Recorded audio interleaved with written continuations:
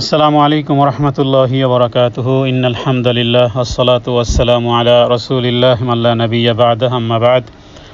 সমস্ত প্রশংসা আল্লাহ সুবহানাহু ওয়া তাআলার জন্যই নির্ধারিত নিবেদিত। দুরূদ ও সালাম বর্ষিত হোক মুহাম্মদুর রাসূলুল্লাহ সাল্লাল্লাহু আলাইহি ওয়াসাল্লামের উপরে। আল্লাহুম্মা সাল্লি আলাইহি আল্লাহুম্মা বারিক আলাইহি।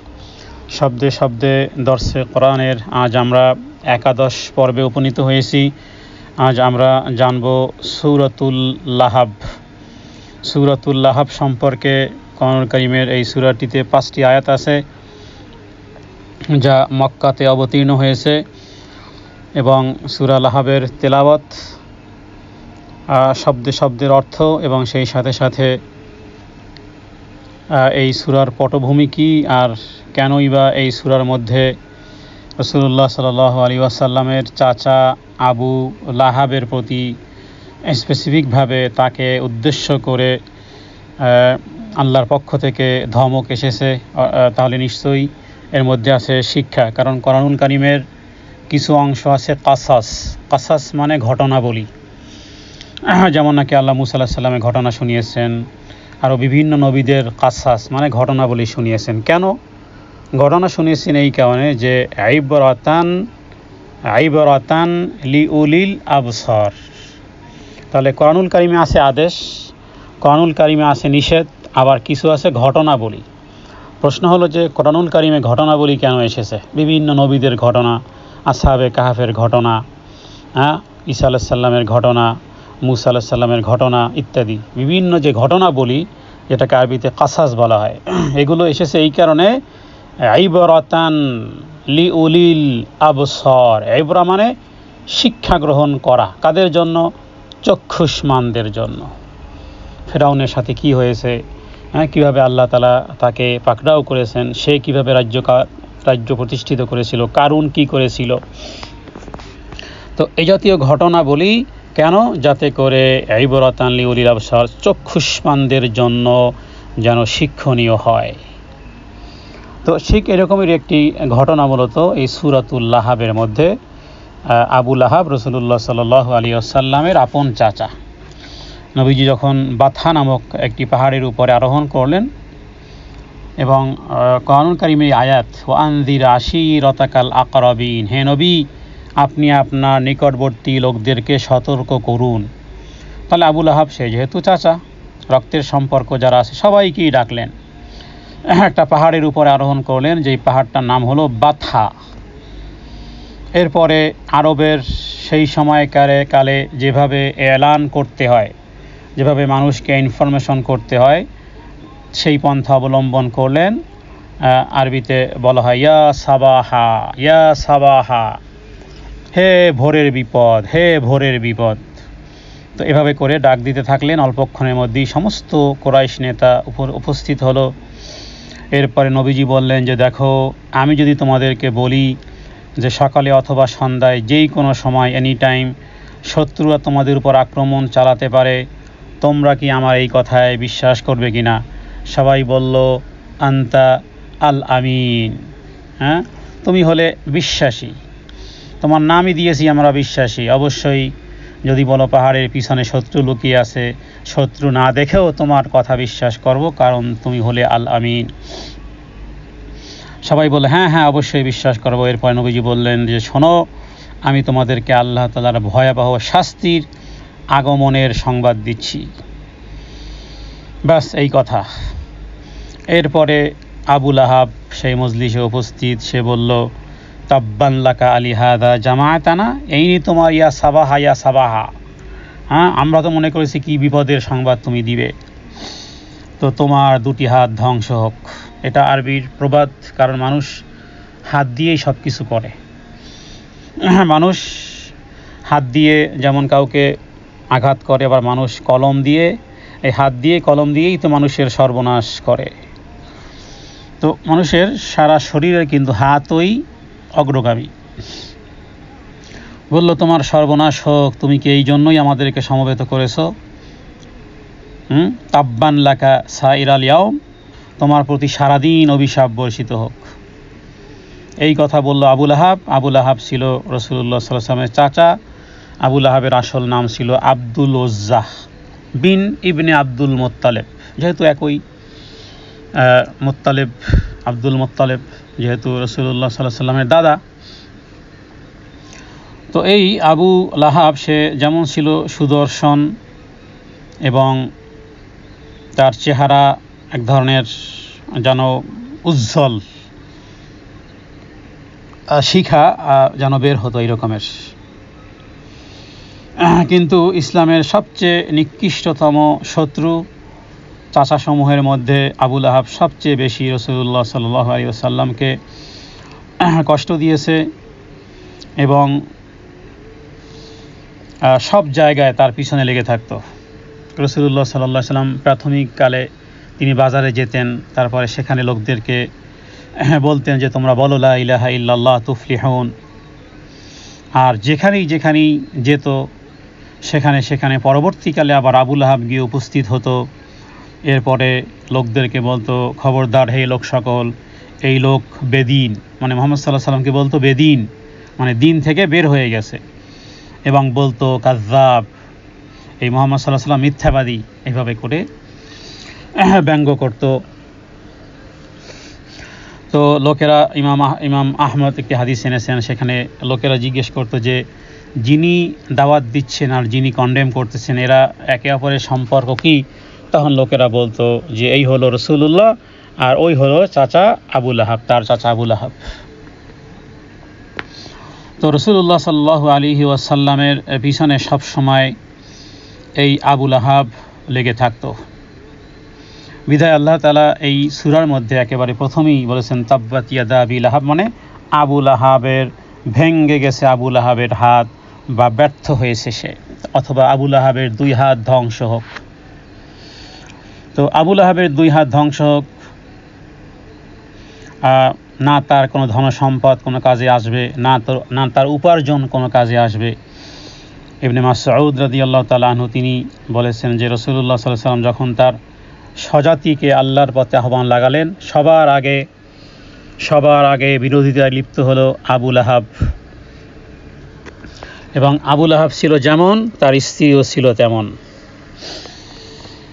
এবং আবু লাহাব বলতো যদি আমার ভাতিজার কথা সত্য হয় তাহলে আমি কিয়ামতের দিন আমার যেই সমস্ত ধন সম্পদ আছে আমি আল্লাহ তাআলাকে এগুলো ফিদিয়া হিসেবে দিয়ে আযাব থেকে আত্মরক্ষা করব।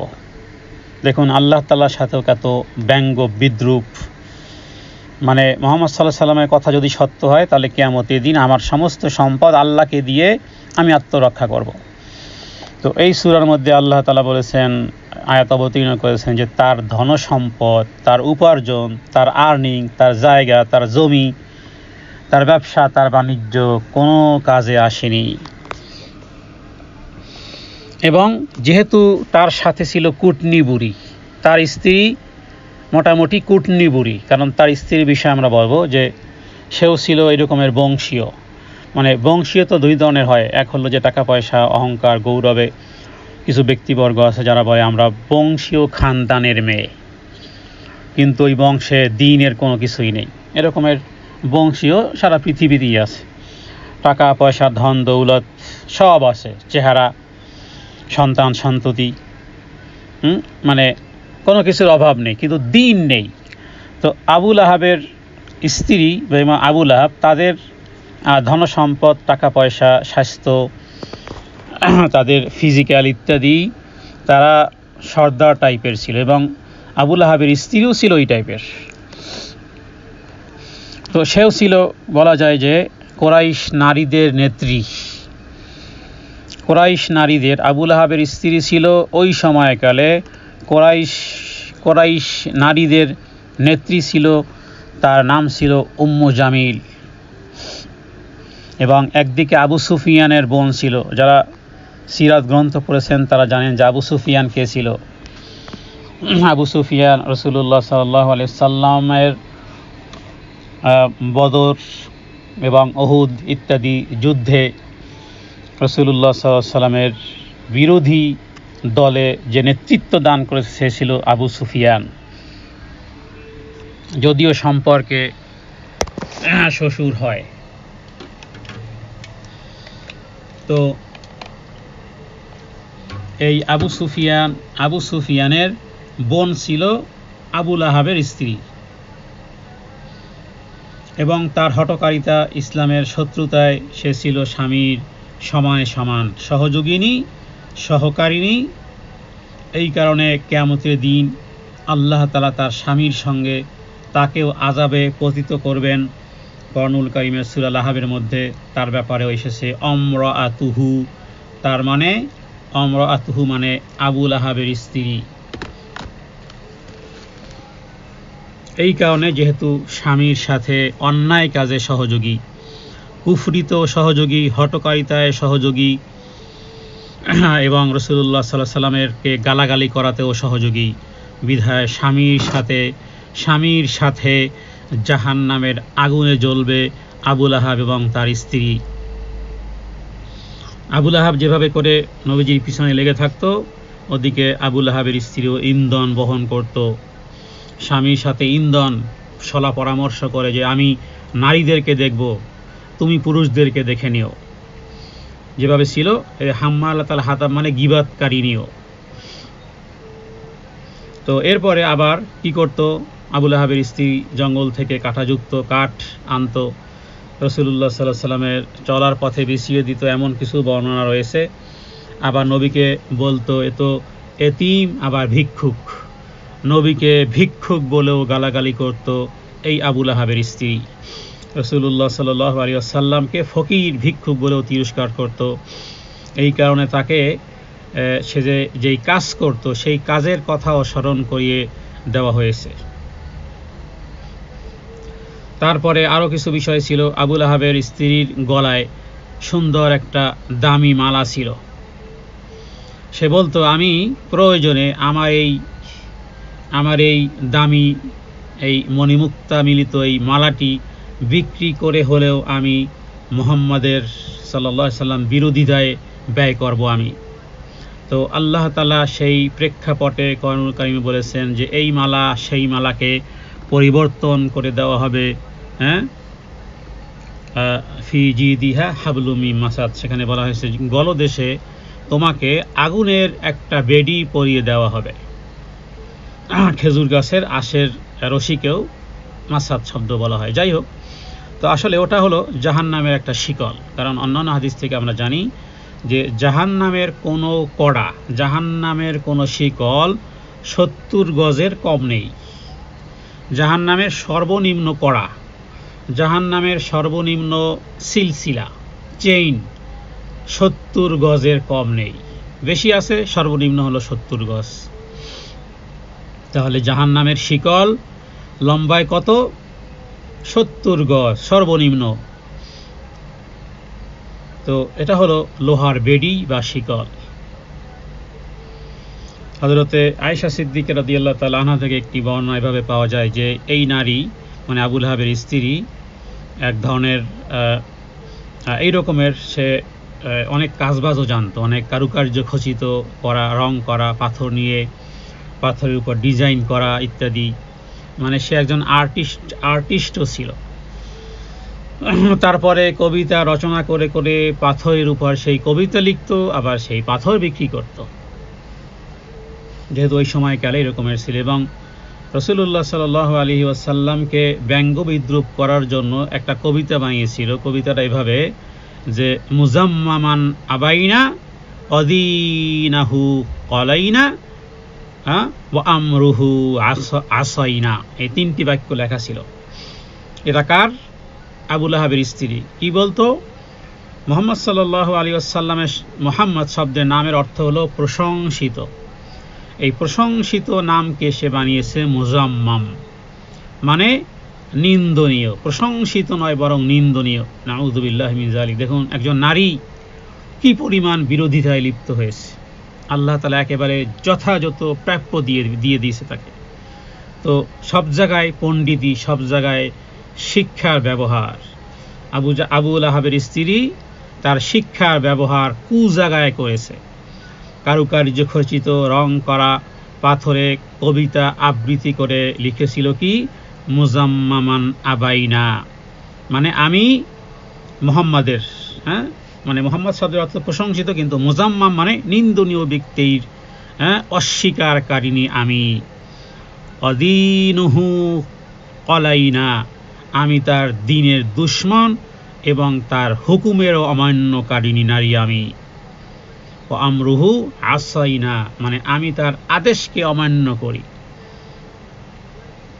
তো রাসূলুল্লাহ সাল্লাল্লাহু এই জাতীয় কাব্য কবিতা বলতে থাকতো, এবং একবার রাসূলুল্লাহ সাল্লাল্লাহু আলাইহি ওয়াসাল্লাম এবং হযরত আবু বকর কাবা ঘরের গৃহে বসা ছিলেন। এরপরে সে আসলো, আসার পরে হযরত আবু বকর বললেন, ইয়া রাসূলুল্লাহ, সে তো আসতেছে, আপনাকে দেখে না জানি আবার কি বলে। নবীজি বললেন, আবু বকর নিশ্চিত থাকো, সে আমাকে দেখতে পাবে না।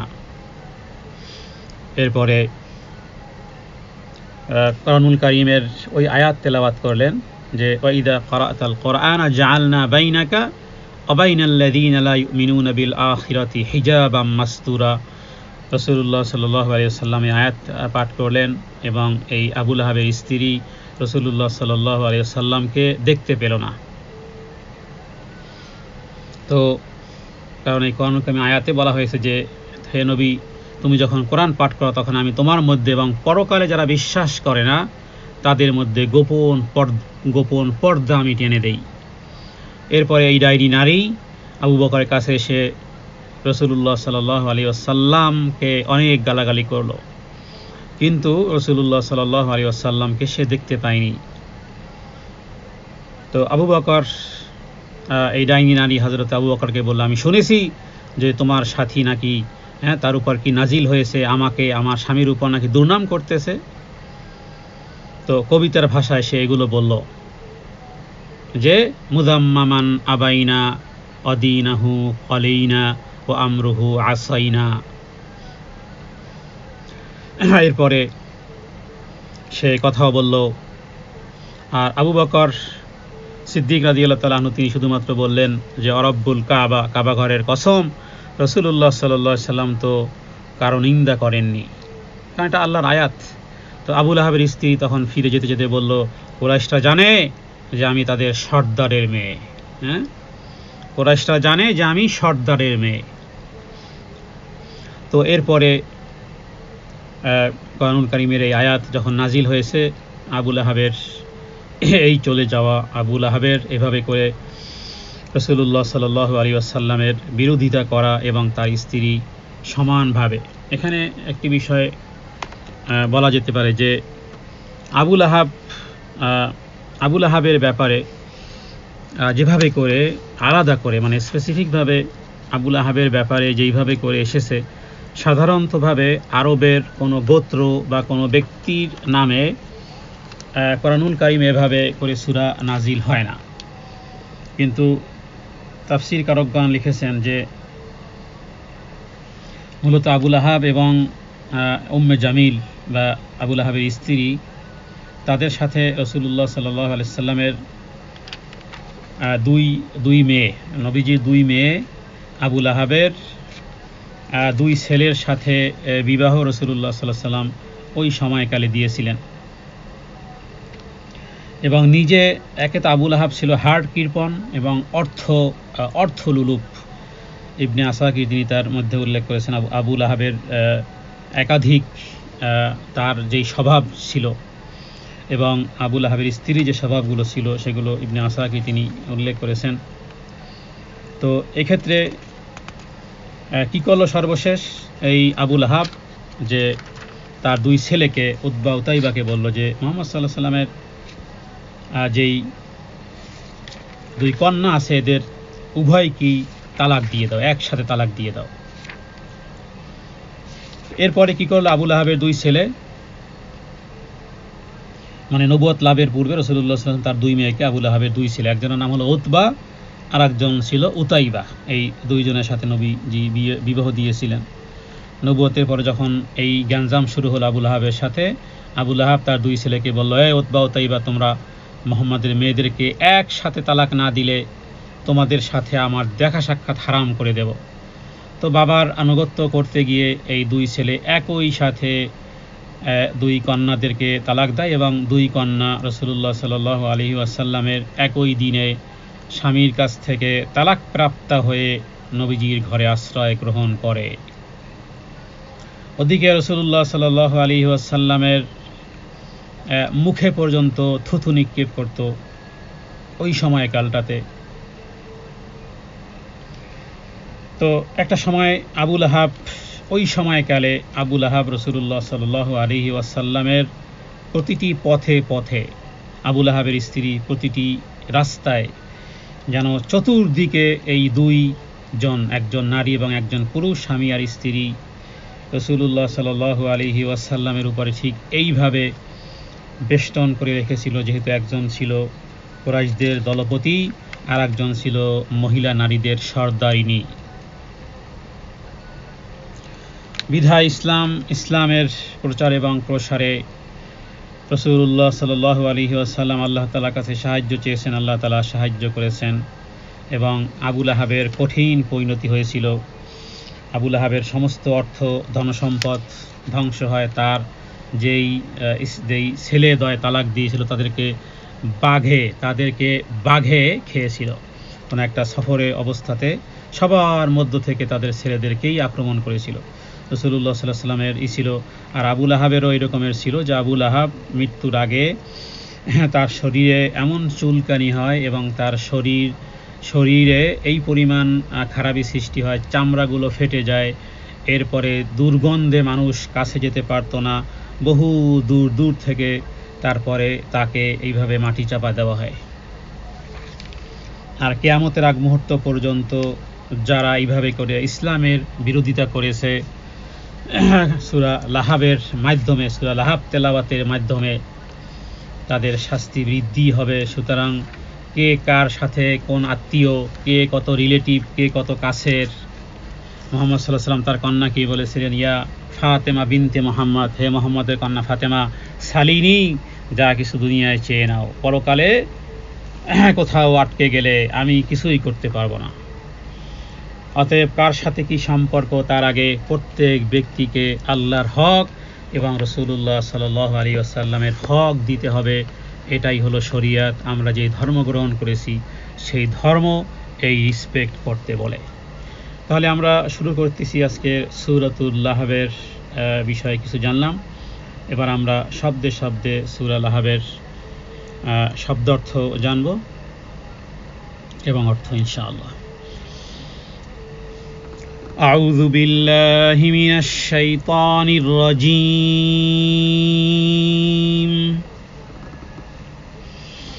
বিসমিল্লাহির রহমানির রহিম।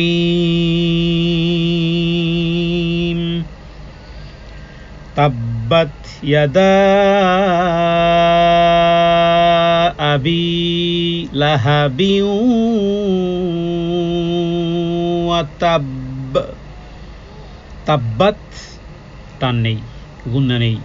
ইয়াদা এখানে 3 আলিফ টানতে হবে, কারণ মদ্দের হরফের পরে দ্বিতীয় শব্দে মদের হরফ পাওয়া গেছে। সংক্ষিপ্তভাবে গতকালকে বলেছিলাম যে সমস্ত অক্ষের উপরে নৌকার মতন একটা ঢেউ থাকবে, সেটাকে 3 আলিফ বা 4 আলিফ পরিমাণ টেনে নেবেন। মদ্দে মুত্তাসিল এবং মদ্দে মুনফাসিল নামে আখ্যায়িত করা হয়। একই শব্দে মদের অক্ষরের পরে যদি একটা হয়, আর একটা হলো একই শব্দে মদের অক্ষরের ভিন্ন শব্দের শুরুতে যদি মদের অক্ষর হয়। এখানে ইয়াদা, এখানে আমরা 3 আলিফ টানবো।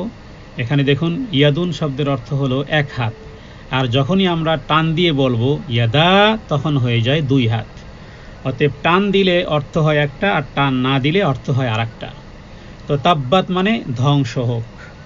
হ্যাঁ, যদি বলি ইয়াদা তাহলে হবে 2 হাত, আবু লাহাবের 2 হাত ধ্বংস হোক। আর যদি বলি ইয়াদা তাহলে হবে 1 হাত। অতএব এখানে টান দিতে হবে, ইয়াদা বলে টান দিতে হবে।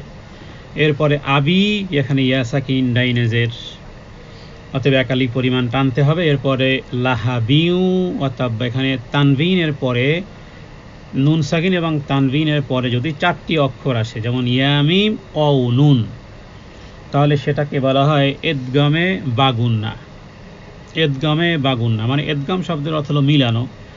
এবং এই লাহাবিউ, এই বিউ ধরবে কাকে? অকে ধরবে। তাহলে এখানে একটা গুন্না হচ্ছে কিভাবে? লাহাবিউ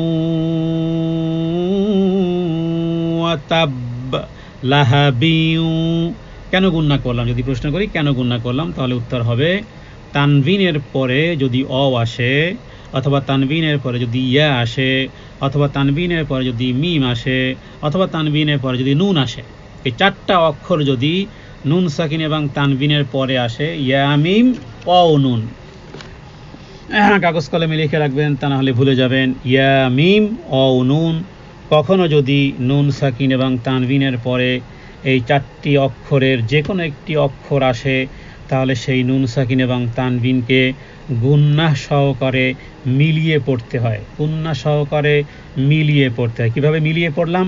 লাহাবিউ আতাব, এই যে গুন্না সহকারে মিলিয়ে পড়লাম।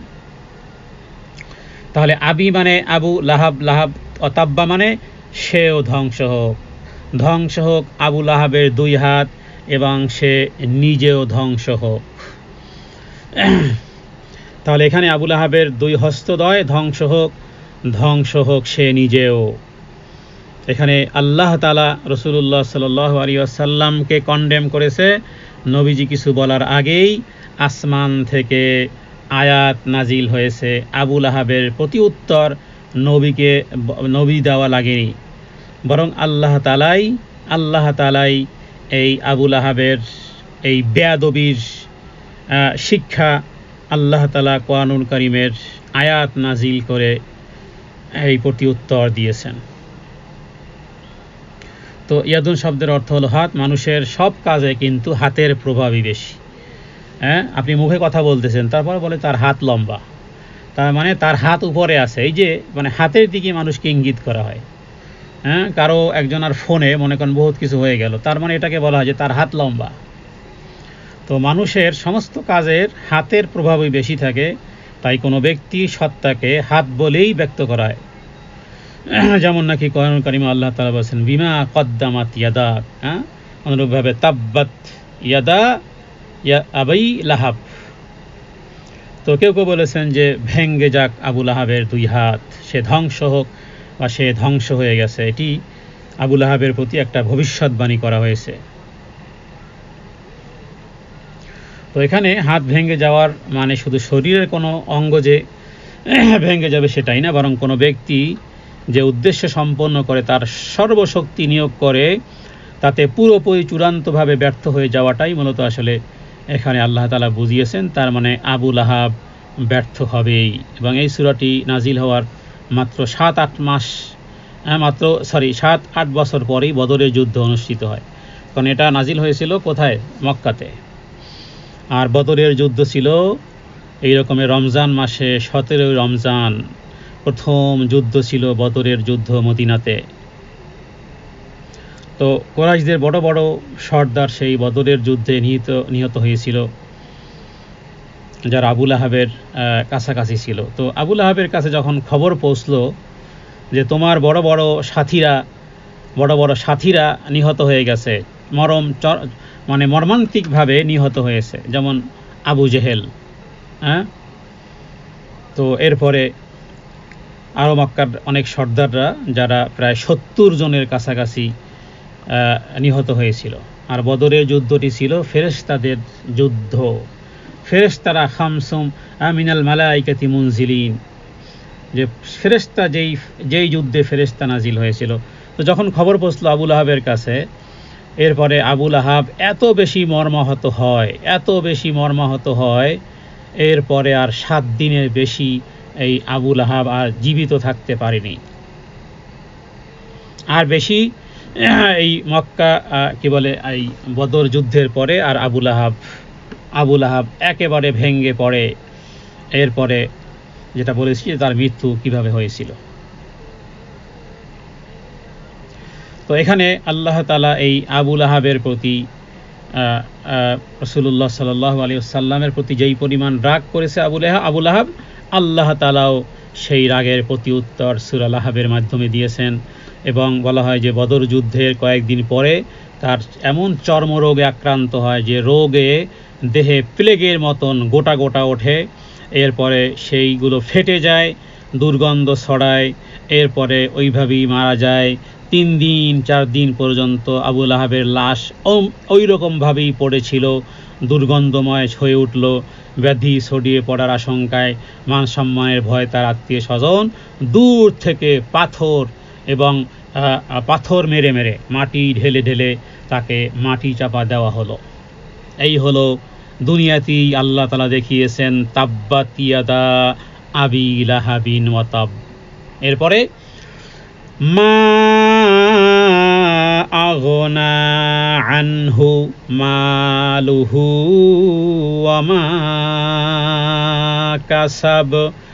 মা মানে না, কিছুই না, আগনা কোনোই কাজে আসলো না, আনহু মানে তার পক্ষ থেকে, মালুহু মানে তার মাল, অমা কাসাব এবং যা সে দুনিয়ার জীবদ্দশায় উপার্জন করেছে। দেখুন পৃথিবীতে আল্লাহ তাআলা যাকে অর্থকরী সম্পদ দিয়েছেন, পৃথিবীতে যখন চলে যাবে, আজকের আমার হাতে, আমার পকেটে আমার মোবাইল, আমার গাড়ি, আমার ঘর, আজকের যদি মারা যায় তাহলে টুমোরো আর একজনের হাতে হস্তান্তর করা হবে। আজকের যেই নারীর গলায় মালা, স্বর্ণের তার কি বলে নেকলেস, যেই নারীর গলায়, হাতে চুড়ি, পায়ে নূপুর ইত্যাদি, আজকের মারা গেলে কখনোই সেই নারীকে ওই স্বর্ণালঙ্কার সহ কাফন দাফন করা হবে না। তার মানে আজকের চোখ বন্ধ হতে দেরি, ওগুলো অন্য কেউ মালিকানা হবে। তাহলে পৃথিবীতে যে সমস্ত সম্পদগুলো, রাসূলুল্লাহ সাল্লাল্লাহু আলাইহি ওয়াসাল্লাম বলেছেন যে মানুষ বলে মালি মালি, মানে আমার সম্পদ আমার সম্পদ, আর নবীজি বলেছেন মানুষের সম্পদ হলো ওগুলো যেগুলো সে ভক্ষণ করে ফেলেছে আর যেগুলো আল্লাহ রাস্তায় দান করেছে। বাকি যেগুলো তার আয়ত্তাধীন আছে, তার ব্যাংকে ব্যালেন্সে বা তার গাড়ি বাড়ি ইত্যাদি যেগুলো আছে, আজকের মরতে দেরি অন্য কেউ সেগুলো ট্রান্সফার হয়ে যাবে। কোনো পুরুষের হাতের ঘড়ি সহ কাফন দাফন করানো হয় না, তাহলে সেগুলোও খুলে রাখা হয়। তো এই কারণে এখানে যদি আবু লাহাবকে বলা হয়েছে, তবে কোনো ব্যক্তি সম্পদ নিয়ে যেতে পারে না, কারণ কাফনে কোনো পকেট রাখা হয় না। কাফনে কোনো পকেট নেই। আসছি একা, যাব একা, দুনিয়ার জীবদ্দশায় যা কামাবো সেটার হিসাব দিতে হবে। যা কামালাম ভোগ করবে অন্যে, কিন্তু হিসাব দিতে হবে আমার। তো এই হলো দুনিয়ার সম্পদের সাথে আমাদের সম্পৃক্ততা। আল্লাহ তাআলা আবু লাহাবকে এখানে বুঝিয়েছেন যে তার ধন সম্পদ যা সে অর্জন করেছে সেগুলো কোনোই কাজে আসবে না। শুধু আবু লাহাবের কেন, যে সমস্ত সম্পদ মানুষ অর্জন করে, অবশ্য সম্পদের মধ্যে কিন্তু সন্তান সন্ততিও কিন্তু সম্পদ। শুধু যে টাকা পয়সা এটাই সম্পদ নয়, বরং সন্তান সন্ততিকেও মানুষের উপার্জন বলা হয়। রাসূলুল্লাহ সাল্লাল্লাহু আলাইহি ওয়াসাল্লাম বলেছেন যে মানুষ যা খায় তার মধ্যে উপার্জিত বস্তু সর্বাধিক হালাল এবং পবিত্র, এমনকি তার সন্তান সন্ততিও তার উপার্জিত বস্তুর মধ্যে দাখিল। তাহলে আমাদের সন্তান সন্ততি এগুলো আমাদের অগাধ ধন সম্পদ, এগুলো আখিরাতের অলংকার। এগুলো আখিরাতের অলংকার যদি কাজে লাগাতে পারি, আর যদি কাজে লাগাতে না পারি তাহলে এগুলোই আমাদের জন্য পরীক্ষা। কারণ আল্লাহ তাআলা এটাও বলেছেন ইন্নামা আমওয়ালুকুম ওয়া আওলাদুকুম ফিতনা, তোমাদের সন্তান সন্ততি, তোমাদের সম্পদ এগুলো পরীক্ষা বা ফিতনা মানে পরীক্ষা। আল্লাহ তাআলা কাউকে বলেন যে দিয়ে ধন দেখে মন কেড়ে নিতে কতক্ষণ। দিয়ে ধন দেখে মন কেড়ে নিতে কতক্ষণ। তাহলে এখানে মা আগনা আনহু মালুহু ওয়া মা কাসাব, মা মানে না, লা মানেও না, মা মানেও কিন্তু নাই হয়। আর আগনা মানে সে যেই সম্পদশালী। আবু লাহাব যেই পরিমাণ সম্পদের মালিক, তার স্ত্রী উম্মে জামিল যেই পরিমাণ সম্পদের মালিক, সেগুলো কোনোই কাজে আসলো না। আনহু মানে তাদের পক্ষে কোনো সম্পদ কাজে আসলো না। কিন্তু অন্যদিকে দেখুন হযরতে খাদিজা রাদিয়াল্লাহু তাআলা আনহার সম্পদ, ওসমান রাদিয়াল্লাহু তাআলা আনহুর সম্পদ দ্বীনের পথে কাজে লেগেছে। তো এই জন্য সকলের সম্পদ কাজে লাগে না।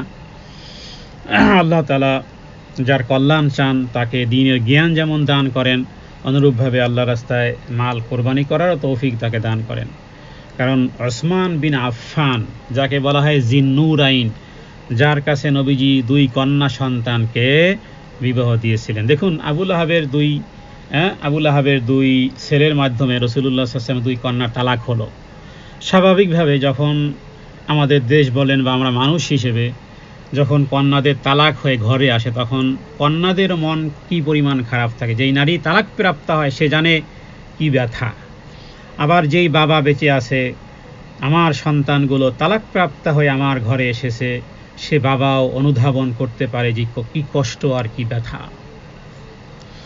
রাসূলুল্লাহ সাল্লাল্লাহু আলাইহি ওয়াসাল্লামের জীবনে এমন কোনো কষ্ট, এমন কোনো মারহালা যায়নি পৃথিবীর কোনো মানুষ বলতে পারবে চ্যালেঞ্জ করে কিয়ামতের আগ মুহূর্ত পর্যন্ত যে হ্যাঁ ওই পরিমাণ কষ্ট আমার উপর এসেছে। কয়জন আপনার মুখের উপর থুথু দিয়েছে? হ্যাঁ, আবু তালেব তো মৃত্যুর পরে গোলামরা পর্যন্ত এসে রাসূলুল্লাহ সাল্লাল্লাহু আলাইহি ওয়াসাল্লামের মুখের উপর থুথু দিত। আর এক বদমাইশ ছিল, আর এক বদমাইশ, যা সূরা নূনের মধ্যে আল্লাহ তাআলা সেই বদমাইশের কথা বলেছেন, উকবা ইবনে আবি মুঈন। আল্লাহ লানত বর্ষণ হোক উকবা ইবনে আবি মুঈনের প্রতি। উকবা ইবনে আবি মুঈন ধ্বংস হোক, লানত হোক তাদের উপরে। কারণ কোরআন যাদের উপরে লানত করছে তাদের উপরে আমরাও লানত করি। নবীজি মক্কাতে সেজদারত অবস্থায় ছিলেন, প্লাজেন্ডা, উটের প্লাজেন্ডা, তার মানে উটের পচা নাড়ি বুড়ি। উট তো এমনি সাইজে বড়, তার নাড়ি বুড়িও তো বড় হবে। ছাগলের নাড়ি বুড়ি আর গরুর নাড়ি বুড়ি কি এক নাকি? গরুর নাড়ি বুড়ি বেশি, উটের নাড়ি বুড়ি কি পরিমাণ। উকবা ইবনে আবি মুঈন একবার নবীজি সেজদারত অবস্থায়, অনেক বড় দেহের অধিকারী ছিল, অনেক লম্বা পা ছিল, সেই পা দিয়ে নবীকে সেজদারত অবস্থায় নবীকে চেপে ধরেছে এই মালউন আল্লাহ আনহু। নবীকে সেজদারত অবস্থায় পা দিয়ে চেপে ধরেছে, নবীজি উঠতে পারতেছিলেন না, কারণ বিশাল দেহ তার। আর একবার কি করলো, এই উটের প্লাজেন্ডা, উটের ময়লা ভুঁড়ি, ময়লা, এই ময়লাগুলো গোলামদেরকে বলো ওই যে পচা নাড়ি বুড়ি আছে, যখন এক কাজ করবা, যখন নবীজি যখন সেজদায় যায়, যখন মুহাম্মদ সাল্লাল্লাহু আলাইহি সাল্লাম যখন সেজদায় যায়, তখন তোমরা নাড়ি বুড়ি চাপাই দিবা। তো নবী তো আর সেজদা আপনার আমার মতন মুরগিতে খাবার খাওয়ার মতন ঠুকঠুক করে সেজদা দিতেন না। সেজদায় গিয়েছেন তো পড়তেছেন সুবহানা রাব্বিয়াল আলা, সেখানে আল্লাহ তাআলার উচ্চ পর্যায়ে তাসবিহ পাঠ করতেছেন। এভাবে করে উটের প্লাজেন্ডা নবীজির সেজদারত অবস্থায় দেওয়া হয়েছে। তো এই হলো ওই জাতীয় ব্যক্তি। তো সেই 2 কন্যা দেখুন, আল্লাহ তাআলার কাছে সাহায্য চাওয়া, হাসবুনাল্লাহু ওয়া নি'মাল ওয়াকিল, নি'মাল মাওলা ওয়া নি'মান নাসির, এই দোয়াটা আপনারা যত পাহাড় পরিমাণ বিপদ যদি পড়েন, আশা করি পাহাড় পরিমাণ বিপদ পায়ের তলদেশ দিয়ে যাবে। হিমালয় পর্বত পায়ের তল দিয়ে যাবে। কারণ হিমালয় পর্বত বানিয়েছেন যেই রব, আমি সেই রবের ইবাদত করি। আপনারা জানেন যে বাইতুল মুকাদ্দাসকে বিজয়, সহিহ বুখারীতে হাদিস এসেছে যে পৃথিবীর কোনো ব্যক্তির কথায় সূর্য রুখে দাঁড়ায় নাই, এক ব্যক্তির কথায় সূর্য রুখে দাঁড়িয়েছিল, যার কথা সূরা কাহফের মধ্যে উল্লেখ করা হয়েছে। সে কি বলেছিল, হে সূর্য, তুইও আল্লাহর গোলাম, আমিও আল্লাহর গোলাম, সুতরাং মানে স্থির যাও। তো হিমালয় পরিমাণ পাহাড় ও আল্লাহর মাখলুক, আমিও আল্লাহর মাখলুক। আর যখন আমরা পড়বো হাসবুনাল্লাহ, আমার আল্লাহ আমার জন্য যথেষ্ট, তো হিমালয় পাহাড় পর্বত ও হিমালয় পাহাড় আর নেই। কারণ ও যে মাখলুক, আমিও মাখলুক, সাহায্য গ্রহণ করেছি আল্লাহ তাআলাকে, বলেছি হাসবুনাল্লাহ, মানে আল্লাহ আমার জন্য যথেষ্ট। তো পায়ের তল দিয়ে যাবে না, কোথার উপর দিয়ে যাবে। এই পরিমাণ ঈমান রাখতে হবে। রাসূলুল্লাহ সাল্লাল্লাহু আলাইহি ওয়াসাল্লাম সেই 2 কন্যা সন্তান, জিন্নুরাইন যাকে বলা হয়, ওসমান বিন জুন্নুরাইন, নবীজি বলেছেন যদি আমার 40টা মেয়ে থাকতো, আর যদি 40টা মেয়ে যদি একটার পর একটা মারা যেত, 40টা মেয়েকে আমি ওসমান জিন্নুরাইনের কাছে আমি বিবাহ দিতাম। তো 2 কন্যা নবীজি 2 মেয়েকে বিবাহ দিয়েছিলেন, মানে একজন বিবাহ দিয়েছেন, এরপরে সে মারা গেছে, আবার নবীজি তার অন্য মেয়েকে বিবাহ দিয়েছিলেন। তো এই ছিল সেই ওসমান রাদিয়াল্লাহু তাআলা আনহু বলেছেন যে আল্লাহ তাআলা যার মঙ্গল কামনা করেন তাকে দ্বীনের জ্ঞান দান করেন। তো আলহামদুলিল্লাহ আমরা যারা উপস্থিত হয়েছি, দ্বীন জানার আগ্রহ নিয়ে সময় দিচ্ছি, আশা করা যায় যে আমাদের নিয়ত যদি খালেস থাকে তাহলে ওই হাদিস যেটা উসমান বিন আফফান রাদিয়াল্লাহু তাআলা আনহু বলেছেন, মাইয়ুরিদিল্লাহু বিহি খায়রান ইউফাক্কিহু ফিদ্দিন, আল্লাহ তাআলা যাকে ভালোবাসার ইচ্ছা পোষণ করেন, আল্লাহ তাআলা যাকে ভালোবাসতে চান, আল্লাহ তাআলা যার মঙ্গল কামনা করেন, তাকে দ্বীনের জ্ঞান দান করেন। দ্বীনের জ্ঞান যদি পায় তাহলে মানুষ 24 আওয়ার্স তার থিঙ্কিং, তার চিন্তা চেতনা, ধ্যান ধারণা, তার ওঠা বসা, তার কল্পনা, তার আকাশ কুসুম ড্রিম সব দ্বীনের অধীনস্থতায় এসে যাবে ইনশাআল্লাহ। তৃতীয় আয়াত, সায়াসলা নারান যাতা লাহাব। সায়াসলা কেন?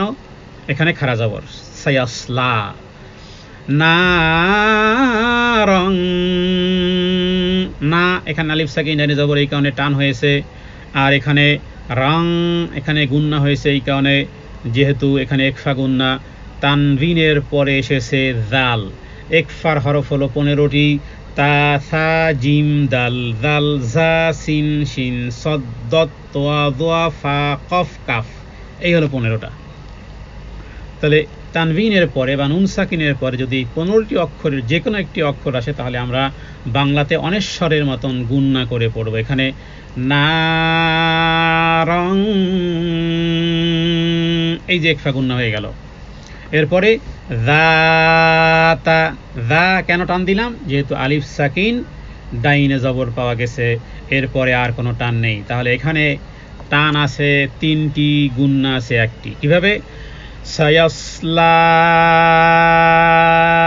নারং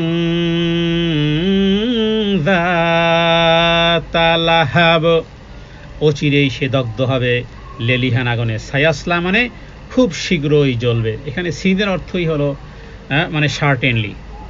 আরবিতে এই শুধু যেগুলো সিন অথবা কদ, কদ কদ শব্দের অর্থ যেমন হয়ে গেছে, অলরেডি মানে হয়েই গেছে এরকমের। আবার সিন কখনো আসে ত্বরান্বিত, সার্টেনলি কোনো জিনিসের তড়িৎ বোঝানোর জন্য সিনের ব্যবহার হয়, শুধু সিন যখন কোনো শব্দের শুরুতে সিন আসে। তো এখানে সা ইয়াসলা মানে শীঘ্রই জ্বলবে, শীঘ্রই জ্বলবে অথবা শিখাযুক্ত আগুনে বা লেলিহান অগ্নিতে জ্বলবে অচিরেই, অচিরেই। কারণ কোরআনুল কারীমে দেখবেন বহু আয়াতে আল্লাহ তাআলা বলেছেন যে আগামীকালের জন্য প্রস্তুতি গ্রহণ করো। যেমন ইয়া আইয়ুহাল্লাযীনা আমানুত্তাকুল্লাহ ওয়াল তানজুর নাফসুম মা কদ্দামাত লিগাদ। লিগাদ মানে কি? আগামীকাল। লিগাদিন আগামীকাল। আখেরাতটাকে আগামীকাল বলা হয়েছে এই কারণে যে আখেরাতের একদিন যদি হয় 50,000 বছর লম্বা, তাহলে কোনো ব্যক্তি যদি 60 বছর বাঁচে আর সেটাকে যদি আপনি ক্যালকুলেট করেন 24 ঘন্টার পারপাস করে, তাহলে 60 বছর বাঁচলে আপনি বাঁচলেন আখেরাতের তুলনায় 1 মিনিট বা 1.5 মিনিট। 60 বছর 70 বছর বাঁচলে এইরকমের টাইম বাঁচবেন 1 মিনিট। আখেরাতের কম্পেয়ার যদি করায় 50,000 বছরকে যদি এভাবে করে ক্যালকুলেট করায় তাহলে দুনিয়ার 60-70 বছর, আখেরাতের 1.5 মিনিট। এই আখেরাতের 1.5 মিনিট আমাদের এই ফাইজলামি, এর মধ্যে কত কিছু আমরা আল্লাহ তাআলার বিরুদ্ধবাদী করি। অথচ দেখা যাবে যে 60 বছর কোনো মানুষের জীবন যদি হয় তাহলে দেখা যাবে যে এর মধ্যে সে 20 বছর বা 25 বছর শুধু ঘুমিয়েছে। মানে টোটাল তার জীবনের ঘুমকে যদি ক্যালকুলেট করা হয় দৈনন্দিন 8 ঘন্টা, এরপরে বাল্যকালে তো শুধু ঘুম আর ঘুম, খাও আর খাও, খেলাধুলা আর ঘুম। তো এভাবে করে জন্ম থেকে মৃত্যু পর্যন্ত মানুষের ঘুমকে যদি ক্যালকুলেট করেন দেখবেন যে প্রায় 20-25 বছর। এরপরে আমাদের কথোপকথন যদি আমরা একত্রিত করি দেখা যাবে যে এভাবে করে 10-15 বছর। এরপরে অবহেলা, অবজ্ঞা, মানে চেতনাবিহীন, কোনো মূল্যবিহীন অযথা সময় ব্যয় করেছি আরও 20 বছর, 60 শেষ হয়ে গেছে। তো এই কারণে এখানে এই সিন দ্বারা মূলত আসলে খুব অচিরেই বোঝানো হয়। আর নারান মানে আগুন, দাতা মানে দাতা শব্দ অর্থ হয় ওয়ালা। যেমন আমরা বলি না রিক্সাওয়ালা, এদের ওয়ালা কিভাবে পেলেন? যে ওটার সাথে যখন সমন্বয় আমওয়ালা, কেন আম তার সাথে আছে, কিন্তু আম যখন নেই তখন কিন্তু আর আমওয়ালা বলতে পারবেন। আপনি একজন রিক্সাওয়ালাকে যতক্ষণ সে ওই মোমেন্টে আছে রিক্সার মধ্যে ততক্ষণ আপনি রিক্সাওয়ালা বলতে পারবেন, কিন্তু রিক্সা থেকে তিনি দূরে বা অন্য কাপড় চোপড় পরেছেন তখন আপনি আর তাকে রিক্সাওয়ালা বলতে পারবেন না। তো এখানে জাতা মানে আগুনওয়ালা, আগুন তোদের সাথেই থাকবে। নারান জাতা, এই লাহাব মানে শিখা, লেলিহান অগ্নি যেন তাদের সারা জীবন তাদের সাথে লেগে থাকবে। তো আবু লাহাবকে দেখে অবশ্যই মুমিনদেরও শিক্ষা গ্রহণ করা উচিত যে আবু লাহাবের প্রতি এই রকমের কেন আয়াত এসেছিল। কারণ রাসূলুল্লাহ সাল্লাল্লাহু আলাইহি ওয়াসাল্লামের বিরোধিতা বিভিন্নভাবে হয়। অনেক সময় আছে যে আমরা হয়তো চুপচাপ থাকি, মনে বলি না, কিন্তু মন মানসিকতা ইসলামে অনেক বিধানকে পছন্দ করি না, হয়তো মুখে বলি না। মুখে বললে তারও বেশি ভয়াবহতা, আরও বেশি ভায়োলেশন, বাট অনেকে আছে মুখে বলে না, কিন্তু শরীয়তের সব ভালো লাগে, হয়তো এটা ভালো লাগে না। এই রকমের কোনো চিন্তা চেতনা যদি থাকে তাহলে মনে রাখবেন আবু লাহাবের তো ভিন্ন একটা ক্যাটাগরি হয়েছে, কিন্তু কোরআনুল কারীম অন্য আয়াত থেকে জানা যায় যে যালিকা বিআন্নাহুম কারিহু মা আনজালাল্লাহু ফাআহবাতা আমালাহুম। ইসলামের কোনো বিষয় বুঝে আসুক না বুঝে আসুক, পছন্দ হোক বা না পছন্দ হোক, ভালোবাসতে হবে, বুঝতে হবে, বাস আমার রবের বিধান। যদি কোনো জায়গাতে ইসলামের গোটা যে ইসলামের ডিকশনারি আছে সেই ডিকশনারির মধ্যে কোথাও যদি এমনটা অপছন্দ মনে হয়, তাহলে আল্লাহ তাআলা হতে পারে আপনার জীবনের আমল বরবাদ করে দিতে পারে। দলিল হলো সূরাতুল মুহাম্মদ 26 নম্বর পারাতে আছে সূরা মুহাম্মদ। সেই সূরা মুহাম্মাদের এই আয়াত সম্ভবত 9 নম্বর আয়াত হবে, যেখানে আল্লাহ বলেছেন, অথবা 11 নম্বর আয়াত হতে পারে, যালিকা বিআন্নাহুম কারিহু মানে অপছন্দ করে কি মা আনজালাল্লাহ, যা আল্লাহ আসমান থেকে নাজিল করেছেন। তাহলে শুনে রাখো, ফা দ্বারাও বোঝানো হয় অচিরেই, সিন দ্বারা যেমন বোঝানো হয় অচিরে, ফা দ্বারাও ফাহাবিত আমালাহুম, তাদের আমলকে বরবাদ করে দিতে পারেন আল্লাহ তাআলা। অতএব সাবধান থাকুন। কারণ এই চরিত্র আমাদের মধ্যেও থাকতে পারে যে ইসলামের এই বিষয়গুলো সব ভালো লাগে, এই বিষয়গুলো ভালো লাগে না, এই রকমের কোনো বিষয়, অথবা অনেক জিনিস আছে বুঝে আসে না, সেখানে আমরা এক ধরনের অপছন্দনীয়তা কাজ করে। কোথাও অপছন্দনীয়তা রাখা যাবে না ইসলামের। আচ্ছা, তো এরপরে চতুর্থ আয়াত, অমরাতুহু, এই যে আবু লাহাবের স্ত্রীর কথা উল্লেখ হয়ে গেছে, অমরাতুহু এবং তার স্ত্রীও। ইমরা মানে হলো মহিলা, ইমরা মানে হলো স্ত্রী, আর রজুল মানে হলো পুরুষ, রিজাল বহুবচন। তো এখানে অমরাতুহু বলা হয়েছে, হু মানে উম্মে জামিল, হু মানে আবু লাহাবের স্ত্রী, আর অমরা মানে ওই মহিলা। তাহলে অমরাতুহু মানে এই আবু লাহাবের স্ত্রী, এই হু মানে আবু লাহাবের দিকে, তার মানে তার স্ত্রী। হাম্মালাতাল, হাম্মালা মানে বহনকারী। হাম্মালা, যেমন কোনো নারীর যখন গর্ভশয় হয়, গর্ভে সন্তান আছে, তখন তাকে বলে হামেলা। হামেলা মানে গর্ভধারণকারিণী, হামেলা মানে বহনকারিণী। তো এই হাম্মা মানে হাম্মালা মানে বহনকারিণী। আর হাতব শব্দের অর্থ আরবিতে, যদিও কাঠের কথা বলা হয়েছে, যে তার স্ত্রী যে কাঠ বহন করত এবং যে কাটার সাহায্যে নবীকে কষ্ট দিত এবং একজনের কথা অন্যজনকে বলে পারস্পরিক বিবাদের আগুন জ্বালাতো। তো আগুন জ্বালানোর জন্য কাঠের ব্যবহার এখনও দেখবেন যে শুকনো যদি কাঠ হয়, শুকনো কাঠের আগুন দাউ দাউ করে উপরের দিকে ওঠে, একেবারে মানুষের দৃষ্টি আকর্ষণ করে। তো একে তো সেই লাকড়ি বা কাঠ বহনকারিণী, আর মূলত আগুনকে তেজস্বী করার ক্ষেত্রে কাঠেরও ব্যবহার। তো এই কারণে আল্লাহ তাআলা যেন তার উপাধিকে এবং তার যে ফলাফল হবে, ফলাফলের সাথে মানে বলে না যে চেহারা সুরতে সব কিছুতে একেবারে যেন মিল হয়ে গেছে। তো কাজের সাথে কর্মের সাথে যেন মিল হয়ে গেছে, কারণ সেও তার স্ত্রীও কি করে, ইন্ধন বহন করে তার স্ত্রী। এই কারণে ইন্ধন যে বহন করবে, যে ব্যক্তি খারাপ পরামর্শ দিবে, ভালো পরামর্শ দিবে, উভয়ে কেউ হবে সদকায়ে জারিয়া, কারো হবে গুনাহে জারিয়া। তো আবু লাহাবের এই স্ত্রী যেহেতু সে উম্মে জামিল, তার উপাধি ছিল, তো আবু লাহাবের ন্যায় সেও রাসূলুল্লাহ সাল্লাল্লাহু আলাইহি সাল্লামের প্রতি একবারে বিদ্বেষী ছিল, এবং এই বিদ্বেষীর ব্যাপারে তার স্বামীকে পর্যন্ত সে সাহায্য করত। যার কারণে এই হতভাগিনী, এই বলা যায় এই কালনাগিনী, এই সমস্ত শব্দ আমাদের বাংলাতে ব্যবহার করা হয়, বা কুটনি বুড়ি স্বামীর সাথে জাহান্নামে প্রবেশ করবে। তো যখন সে এইগুলো এই সূরা যখন নাজিল হয়েছে খবর পৌঁছে গেছে এই এই আবু লাহাবের স্ত্রীর কাছে। এরপরে সে একেবারে যেন তেলে বেগুনে যেন জ্বলে উঠেছিল, কারণ সে নিন্দা তো আগে করতো, এরপরে একেবারে সামনাসামনি। কোনো মানুষ আছে দেখবেন যে সামনাসামনি অনেক নিন্দা করতে পটু এবং মনে করে প্রাউড ফিল করে, মনে করে যে আমার সাহস আছে অনেক।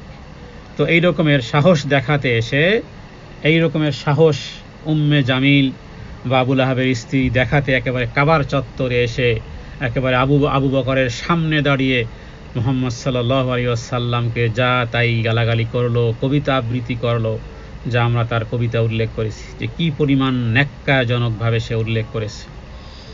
তো ইমাম তাবারি তিনি এই হাম্মালাত আল হাতাবের ব্যাখ্যায় বলেছেন যে তার এই অবস্থা জাহান্নামে হবে। দুনিয়াতে যেমন কাঠ এবং ওই যে গলায় খুব দামি যে মুকুট ছিল, এই কারণে তাকে আগুনের মালা পরানো হবে, সাথে তার এই কাঠ, তার লাকড়ি যেভাবে করে প্রজ্বলিত, অগ্নি আর প্রজ্বলিতর সাথে সম্পর্ক, আর সে যেমন কুফরের সাথে সম্পর্ক, জুলুমের সাথে সম্পর্ক করে স্বামীকে যেভাবে করে সাহায্য করেছিল, আর রাসূলুল্লাহ সাল্লাল্লাহু আলাইহি সাল্লামকে এমন কোনো অপমানজনক শব্দ সে আবিষ্কার করত, মানে শব্দের বোমা আবিষ্কার করত এই আবু লাহাবের স্ত্রী। তো এই জাতীয় পটু, এবং যেহেতু সে বংশীয়, এরপরে মক্কার নারীদের সর্দার আইয়ামে জাহিলিয়াতের, যার কারণে সে এইগুলোকে, তার এই দীক্ষাকে সে গ্রহণ করত। তো জাহান্নামে সে স্বামীর আগুনে কাঠ এনে এনে নিক্ষেপ করতে থাকবে, যাতে করে জাহান্নামের আগুন আরো বৃদ্ধি হয়। কাঠ এনে এনে যেভাবে করে নবীকে কষ্ট দেওয়ার চেষ্টা করতে, এবার এই আগুন, এই কাঠ দিয়ে জাহান্নামের আগুনকে আরো ব্যাপক আকারে ধারণ করাবে। স্বামীর আগুনও জ্বালাবে, নিজের আগুনও জ্বালাবে। তো এটা কেউ এই তাফসিরও করেছেন, যেমন নাকি সে তার, যাতে করে সে আগুন বৃদ্ধি হয় এবং আল্লাহর তরফ থেকেই, কারণ সে কুফরে এবং অহংকারে মদদ যোগাতো, তেমনি আখেরাতেও তার আযাব বৃদ্ধিতে এবার সে স্বামীকে মদদ যোগাবে। তো এই ছিল তার চুগলি স্বভাব, এবং এইভাবে করে রাসূলুল্লাহ সাল্লাল্লাহু আলাইহি ওয়াসাল্লামের ব্যাপারে সে উস্কানি দিত। এই ছিল তার কর্ম, যার কারণে এখানে বলা হয়েছে আমরাতুহু হাম্মালাতাল হাতাব, যে তার স্ত্রীও যে বহন করত কাঠ, যে কাঠের বহনকারিণী ছিল, তার স্ত্রীও কাঠ বহনকারিণী।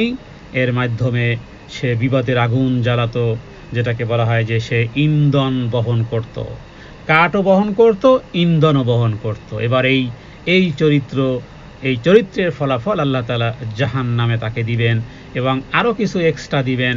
কারণ তাফসীর থেকে ওই যে বলা হয়েছে যে তার গলায় দামি একটা হার ছিল, ওই হারের বিনিময়ে, ওই হারের কারণে অহংকার। আপনি যেই জিনিস দিয়ে অহংকার করবেন, আপনি যদি গাড়ির অহংকার করেন, বাড়ির অহংকার করেন, তাহলে মনে রাখবেন বোন, ওই গাড়ি আর ওই বাড়ি আর ওই পোশাক আর ওই শরীর, ওটাই আপনার জন্য কুপকাত হওয়ার জন্য ওটাই যথেষ্ট।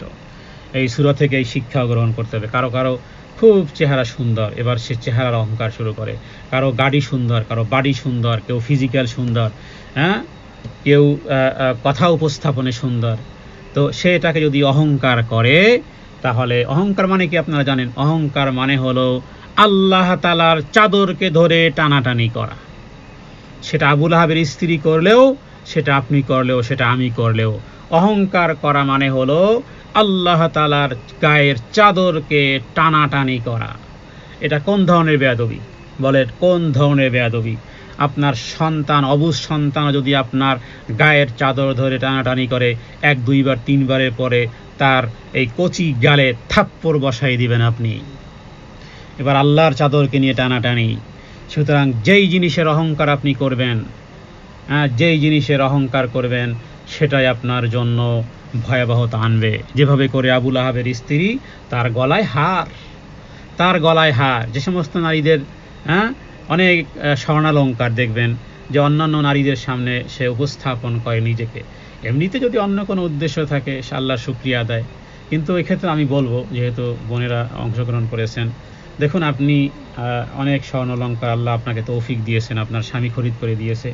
হতে পারে আপনি কোনো বোনকে দেখে দেখালেন, সে বোনের ঘুম যে হারাম হয়ে গেছে আপনি জানেন, হতে পারে।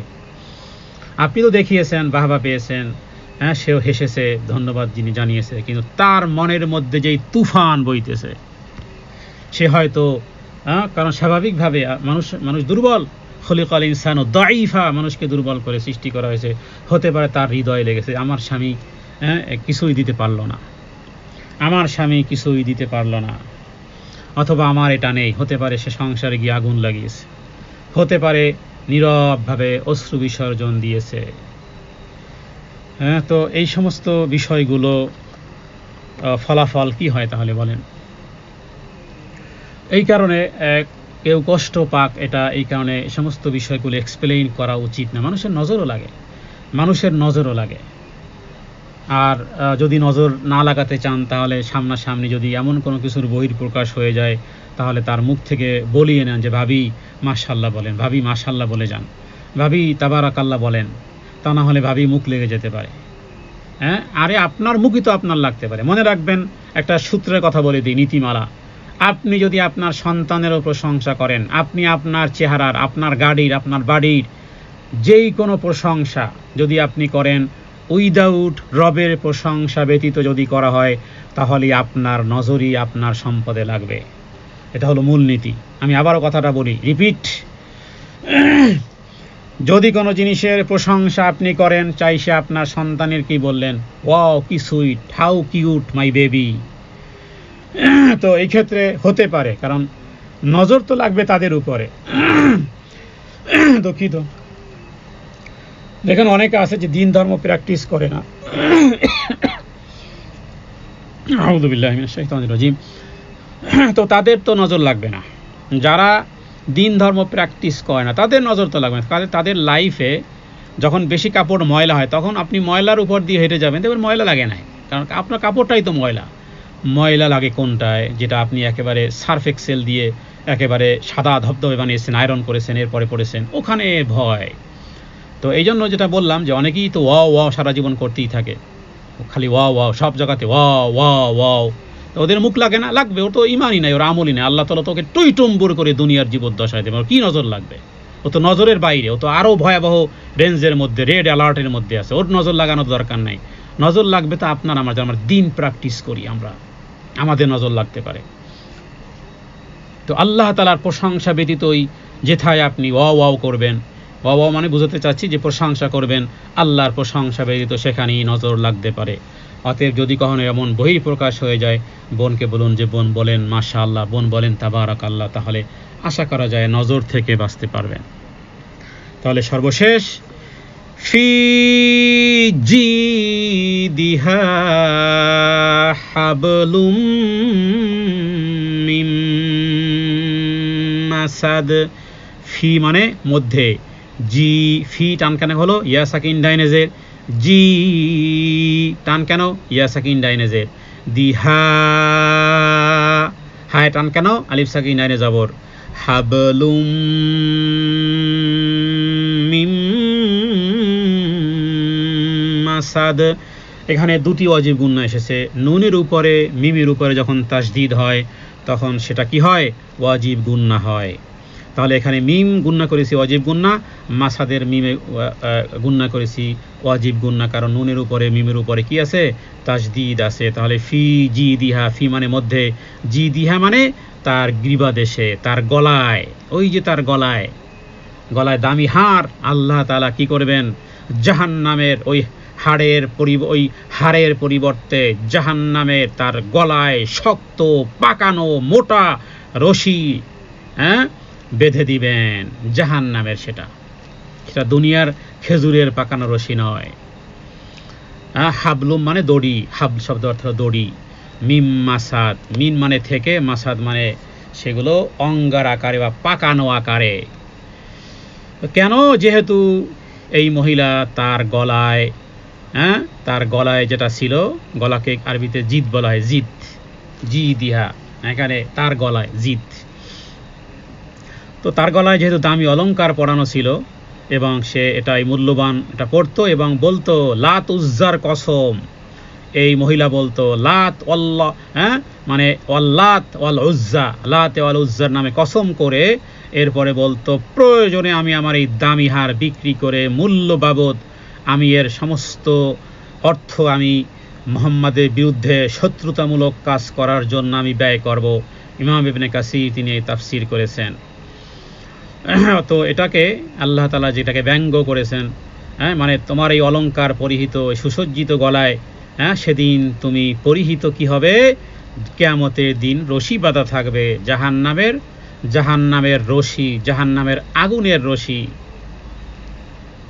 মজবুত করে পাকানো রশিদকে মাসাদও বলা হয়, যেটা মোটা করে বানানো হবে। অথবা ইমাম মুজাহিদ তিনি বলেছেন যে এর অর্থ লোহার তারের পাকানো রশি বা লোহার বেড়ি। এর পরিবর্তে লোহার বেড়ি পরানো হবে, গলায় আগুনের রশি পরানো হবে, তাকে তুলে আগুনের প্রান্তে উঠাবে, আবার তাকে গর্ত দেশে নিক্ষেপ করবে, যেভাবে করে বালতি যারা ক্রেনে কি করে, উপর থেকে ক্রেনে লোহা লক্কর একেবারে নিচ থেকে উপরে উঠায়, 100 তলা বিল্ডিং এর উপরে ওই ক্রেন ফিট করা আছে, ওই নিচের থেকে উপরে উঠায়, আবার নিচের থেকে আবার কিছু বালতি টালতি আবার কিছু নামায়। তো তার গলায় লোহার রশি, লোহার বেড়ি পরানো হবে। এরপরে জাহান্নামে তাকে এই লোহার এই বেড়ি ধরে টেনে টেনে জাহান্নামের এই প্রান্তে আর ও প্রান্তে নেওয়া হতে থাকবে, শাস্তি চলতে থাকবে। ইমাম ইবনে কাসির তিনি এই তাফসীর করেছেন। তাহলে অহংকার পতনের মূল আমরা জানি। আল্লাহ তাআলার কাছে তৌফিক কামনা করি, রবের কাছ থেকে যা কিছু পেয়েছি আল্লাহ তাআলার এগুলোকে নিয়ামত মনে করে এগুলোর অস্থায়ী দায়িত্বশীল আমি, এমনকি আমার অঙ্গ প্রত্যঙ্গ আল্লাহ তাআলার দেয়া নিয়ামত যেই কোনো সময় নিয়ে নিতে পারেন। অর্থ সম্পদ এগুলো তো যে কোনো সময়, বলে যে সকালবেলার ফকির রে তুই, নাকি সকালবেলার বাদশারে তুই, ফকির সন্ধ্যাবেলা। আল্লাহ তাআলা ইচ্ছা করলে যে কোনো মুহূর্তে জের ও জবর করে দিতে পারেন, 5 তলা আর গাছতলা একসাথে করে দিতে পারেন এক ভূমিকম্পে। 5 তলার ফিলিস্তিনে যেই একটি ঘটনা এসেছিল এভাবে, যে 5 তলা বাড়ির মালিক, এরপরে ওই বাসায় ভাড়া থাকতো এক ভাড়াটিয়ে, বলল যে ভাড়া আরো বাড়াতে হবে, বলল যে আমার পক্ষে তো সম্ভবপর না, বলল তাহলে কালকের বাড়ি থেকে বের হয়ে যাও।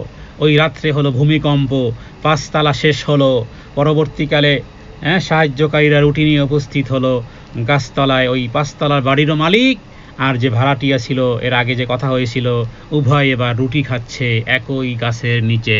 এটা আমার রব করতে পারেন, কারণ অত ইজ্জু মান তাশা ওয়া তুযিল্লু মান তাশা বিয়াদিকাল খায়র ইন্নাকা আলা কুল্লি শাইইন কাদির। তিনি শুধু বলেন কুন, বললি হয়ে যায়, কুন ফায়াকুন। ইদা আরাদাল্লাহু শাইআন আন ইয়াকুলা লাহু কুন ফায়াকুন। আমার রব যখন ইচ্ছা করেন শুধু বলেন কুন, হওয়ার সাথে সাথেই সেটা হয়ে যায়, সুইচ টেপার দরকার হয় না, ওয়েট অ্যান্ড সি হওয়ার প্রয়োজন হয় না। এই হলো আমার রব। অতএব কোনো জিনিসের যেন অহংকার না করি, বেশি বেশি করে শুকরিয়া আদায় করি, জান আর মাল যেন আল্লাহর পথে ব্যয় করতে পারি এবং বেশি বেশি করে বিনয় নম্রতা অবলম্বন করতে পারি। আল্লাহ তাআলার কাছে তৌফিক কামনা করি। আমা তৌফিক ইল্লা বিল্লাহ। হাদা মিন্নি ওয়াল ইলমু ইনদাল্লাহ, আল্লাহু আ'লামু বিস-সাওয়াব। ওয়া সাল্লাল্লাহু আলা সাইয়্যিদিনা মুহাম্মাদিন নবিয়্যিল উম্মি ওয়া আলিহি ওয়া সাল্লাম। আসসালামু আলাইকুম ওয়া রাহমাতুল্লাহি ওয়া বারাকাতুহু।